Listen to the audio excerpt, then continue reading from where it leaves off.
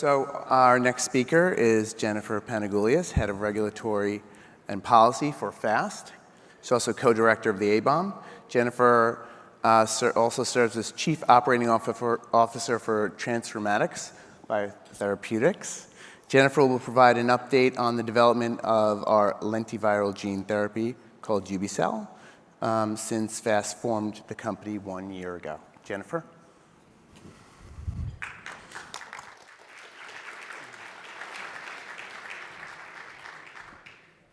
Good morning. Just waiting for those slides. Oh, here we go. Okay, great.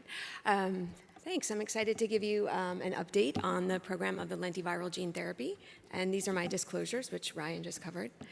I think, as you know, and has been discussed over the past few days, that FAST has a lot of research platforms to really enrich the landscape for Angelman syndrome. And that includes development of animal models, the Outcome Measures Consortium, to make sure that we're advancing the regulatory science towards clinical trials in Angelman syndrome.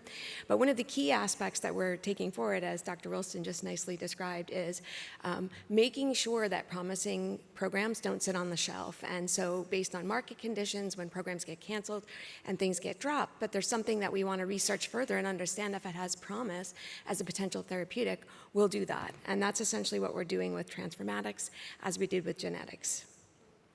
So I'm going to start with a little background on lentiviral gene therapy because it's a different approach than what you just heard of AAV gene therapy, which is an in vivo approach. When we talk about lentiviral gene therapy, we're talking about ex vivo, and that means it gets administered outside of the body. So we don't directly inject it into the ICM or into the tissue. We take cells outside of the body and put the gene therapy in it and put those cells back in. And really the goal is the same. We're trying to replace the non-functional copy and make sure that there is working UBE3A in the brain. And in this case, we're putting it in blood cells to travel to the brain and be expressed. And so really what happens is you take a gene and insert it into a vector. And in this case, it's a lentiviral vector. And then we take stem cells from a patient. And so this therapy is specific to the patient. It's called autologous because we use the patient's own cells. So we take out those cells and really send them to a manufacturing facility where they take that vector and put it inside the stem cells. And then those cells go back into the patient where they differentiate into other blood cells, and some travel to the brain as microglia, and they express UBE3A. So it cross-corrects what you just heard before and produces UBE3A that's available to the brain to be taken up by neurons. So the administration process here is a little bit different. Again, we have to take cells outside of the body, and so we start here by mobilizing cells outside of the bone marrow. And so they give you a drug for 5 days. They give the patient a drug for 5 days to make those cells migrate out of the marrow, and then they can be taken from the patient. So they're hooked up to an IV, and the cells are taken out through a process called apheresis, where they're separated. So we take some cells out that we want to keep and put the other components of the blood back into the patient. And in this case, we're taking out a stem cell called a CD34 cell. And then the gene therapy is put inside of that cell. And the patient has to be prepared to receive those cells back into the body, to get their own cells transplanted back into their bone marrow. And to do this, there's a process called conditioning. And really the idea is you're making space. And so the patient goes through a 3-day chemotherapeutic regimen. They get a drug called busulfan. And essentially what you're trying to do is reduce the number of blood cells in the bone marrow so that you can take the old cells, they can go back into the marrow and graft and grow and differentiate. And so you're not looking to wipe out every single blood cell like you would in the treatment of a cancer like leukemia. You're just trying to reduce that level enough so that you can get the transplant to be taken up into the bone marrow. And this is then, after this conditioning process is completed, the patient gets the cells transplanted back into the body. And so you may think, this sounds crazy. Has this ever been approved? And in fact, there's several therapies that are based on this approach. There are many blood cancers that are treated this way through autologous gene therapy. We know that this has been used, though, in a CNS disorder called metachromatic leukodystrophy, which is really a disease of the white matter of the brain, and it's progressive. It's a terrible disease. And what I'm showing here is data from a drug that was approved in Europe called Libmeldy.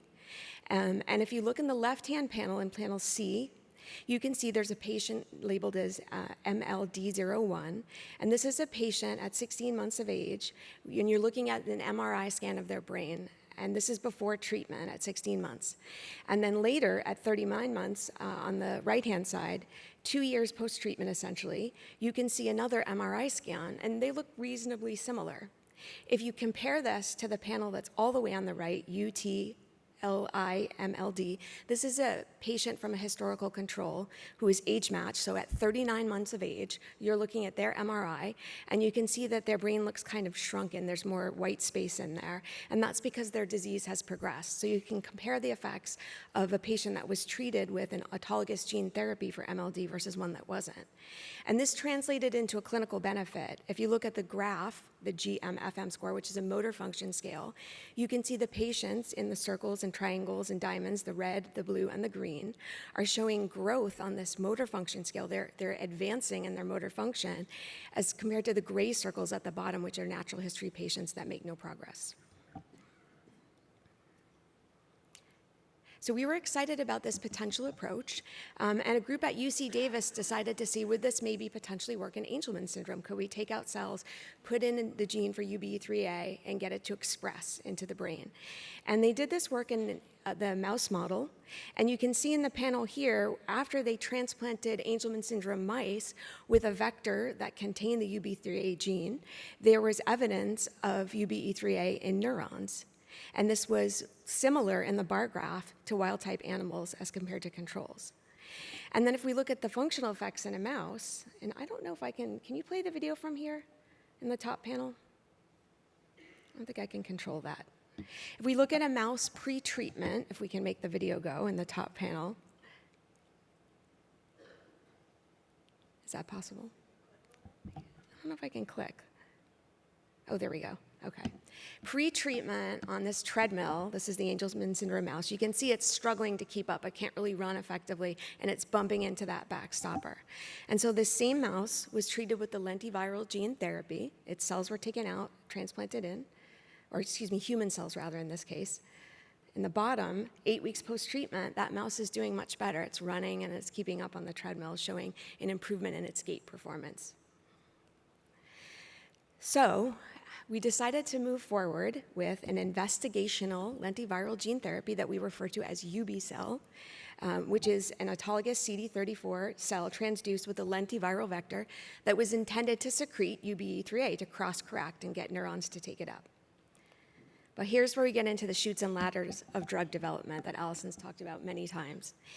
And shortly after the program was initiated, there was a news article about a gene therapy called Skysona, which was also for the treatment of a leukodystrophy, that had an identified risk of cancer in patients that were treated with this gene therapy.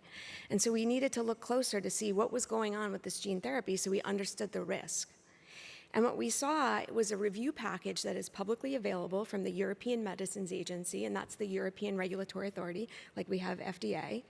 And what they said in their review of this drug was that they thought that probably what was happening here was an issue with the promoter that was used in the gene therapy, and that's essentially the on switch. So when you use a gene therapy, you need to get a promoter to help express the gene that you're trying to correct.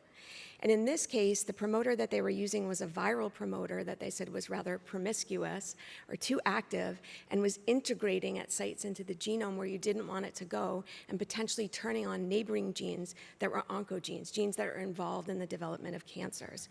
And so this was a serious concern that held us back.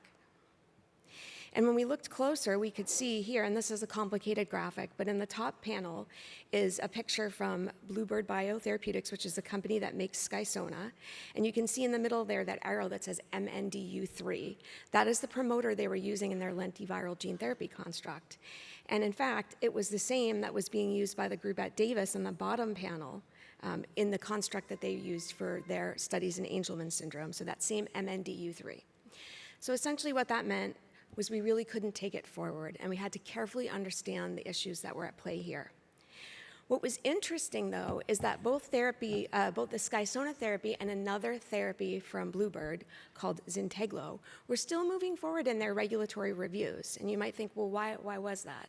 And that's because they were intended to treat really terrible diseases. Leukodystrophy is a progressive disease where patients, children, rapidly decline. They can lose all motor function, go blind, and they will die early most assuredly. And so they had no other treatment options. And so it was such that the benefit risk still needed to be considered in the context of that disease. So it was a tough decision for regulators, but they needed to consider, is it really worth taking this risk in this population, given that they have no treatments and surely will die? So we watched this advisory committee meeting closely where the FDA took these products under review to a committee at the same time and got feedback from experts in the field of gene therapy about whether or not this risk should be considered for all lentiviral gene therapies and whether they could or couldn't be approved. And essentially, if you look here in the blue box for Skysona and the green box for Zynteglo, they use different promoters. Skysona uses that MNDU3, and Zynteglo uses the human beta globin promoter, so they're different on switches for these. And what was discussed essentially at the committee was that, they picked the MNDU3 for Skysona because they wanted to have the strongest possible expression of the gene to correct the issue. But that when you look at each of these therapies, they're different. They have different genes of interest, they have different promoters, and their safety profiles in clinical experience in patients were different. With Skysona, they saw patients develop myelodysplastic syndrome, which is a precursor to leukemia. With Zynteglo, they did not. And essentially, the conclusion of the committee was, well, the products are different. And while there is going to be a theoretical risk this could occur with all lentiviral gene therapies, they weren't seeing it with Zynteglo. And that led them to believe that the issue was really product-specific for Skysona, but not for Zynteglo. So what happened? They both got approved. And again, it's because the risk-benefit really necessitated approval because these patients had no option, the patients with leukodystrophy. But it was reflected in their labeling. And I know this is hard to see, but in the box on Skysona, you can see that FDA basically said, hey, we're making this product available, but we are warning you that patients have developed cancer with this product, and we think it's a product-specific risk. And the labeling for Zynteglo is different because they did not see that manifest in their patients. But nevertheless, we couldn't move forward with the MNDU3 promoter, and so we had to start over. We had to go back to the beginning and say, should we take this forward? And what we thought was, perhaps we could change the vector in a way that helped mitigate this safety risk, and we can explore its effects again. And so we partnered with the team at UCLA, and this is a slide that comes from Chris Luthers, who's with us today. And I can tell you if we have any technical questions, I'm going to make Chris answer them. But we decided to look at different promoters, and while we were doing that, we also decided maybe we would optimize the sequence to see if we could maximize UBE3A expression in new vectors. And we were going to compare it back to similar vectors similar to the old vector that had been used by UC Davis to see if we could get as good of an efficacy in a mouse model as we'd seen before. And so that's kind of where we are right now. We're really at the in vitro stage. We're in cells, and this is a slide where you're looking at human patient cells transduced with the lentivirus. And we can see that they are making UBE3A. And in fact, we have vectors here, our new vectors, our vector 2, vector 1, CO number 1 on the graph, as compared to the control, the old vectors. And we're getting pretty good UBE3A expression in vitro. And we see that they're secreting UBE3A very well. We see that these new vector candidates are secreting UBE3A as intended to cross-correct and better than our old control vector. And so those are really promising results, but we have to take the next steps to go into animal studies. And so that's kind of where we are right now. It's very early stage research to understand, will this in fact translate to a strong benefit in the mouse model of Angelman syndrome? And this work is ongoing at UCLA under the direction of Don Cohn. And really they're starting on the process of proof of concept and IND enabling studies that would help progress this to a future clinical trial if we see promising results. So we need to select a final candidate. We need to do animal studies to importantly understand the effects. We need to understand the duration of effects, how it distributes in the brain, and the safety. Overall, the most important thing in assessing this early stage to advance it into a clinical trial is understanding of the safety of the product. And we'll conduct regulatory meetings to help pave that pathway to a future IND. And I'll end there. Thank you.